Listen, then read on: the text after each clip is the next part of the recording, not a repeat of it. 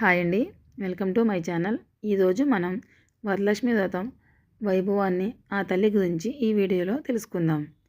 August నెలలో శ్రావణ మాసం శుక్రవారం నాడు జరుపుకునే పవిత్రమైన వ్రతం ఇది. ముఖ్యంగా స్త్రీలు తమ కుటుంబ సౌఖ్యం, సంపద, ఆరోగ్యాల కోసం చేసే వ్రతం.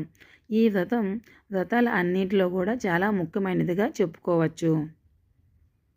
వరలక్ష్మీదేవి అష్టలక్ష్ముల రూపాలలో ఒకటిగా భావించబడుతుంది. ధనలక్ష్మి, ధాన్యలక్ష్మి, ఆదిలక్ష్మి, విజయలక్ష్మి, వీర్యలక్ష్మి, సంతానలక్ష్మి, గజలక్ష్మి, విద్యాలక్ష్మి. ఈ వ్రతాన్ని ఆచరించడం వల్ల ఈ 8 లక్ష్ముల అనుగ్రహం మన మీద కలుగుతుందని చెప్పవచ్చు. ఈ వ్రతాన్ని వ్రతముగా చేయడం వల్ల ఆరోగ్యం, ధనం, శాంతి, కుటుంబ సుభిక్షత కలుగుతాయి. వ్రతానికి మనం ఏమేమి శుద్ధం చేసుకోవాలో తెలుసుకుందాము. వ్రతానికి ముందు రోజు ఇల్లు శుభ్రం చేసుకోవాలి. శుక్రవారం ఉదయం తలస్నానం చేసి శుద్ధమైన దుస్తులు ధరించాలి. పూజా సామాగ్రిని ముందుగానే సిద్ధం చేసుకోవాలి. కలశం, వరలక్ష్మి వ్రతం మూర్తి పటాన్ని లేదా చిత్రపటాన్ని, తురిమిన కొబ్బరి, బెల్లం, పసుపు, కుంకుమ, పూలు, పన్నీరు, పూర్ణకుంభం, పంచామృతం మొదలైనవి. వ్రత పూజ విధానం గురించి తెలుసుకుందాము.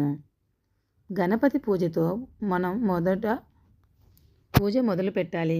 పూర్ణకుంభాన్ని అంటే కలశాన్ని స్థాపించి వరలక్ష్మీదేవిని ఆహ్వానించాలి.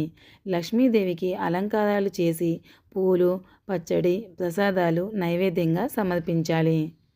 లక్ష్మీ అష్టోత్తర శతనామావళి చదవాలి. వ్రత కథ తప్పనిసరిగా వినవలెను. హారతి ఇచ్చి కుటుంబ సభ్యులకు తాంబూలం ఇవ్వాలి. ప్రసాదాలుగా మనము చక్కెర పొంగలి, పాయసం, లడ్డు, పూర్ణం బుదలు, మినపగారెలు చేస్తే చాలా మంచిది. ఈ వ్రతం చేయడం వల్ల మనకు కలిగే లాభాలు ఏమిటో తెలుసుకుందాం. ఆరోగ్యం, ఆయుష్ కలుగుతుంది. సంపద, సౌభాగ్యం పెరుగుతుంది. వివాహం ఆలస్యం అవుతున్న వారికి ఇది మంగళదాయకంగా చెప్పుకోవచ్చు. పిల్లల చదువులు, విజయం, మానసిక ప్రశాంతత లభిస్తాయి. కుటుంబంలో ఐక్యత, శాంతి, ధనం కలగటం ఉంటుంది. 2025వ సంవత్సరంలో వరలక్ష్మి వ్రతం ఆగస్టు 8న శుక్రవారం రోజు జరుపుకుంటాము.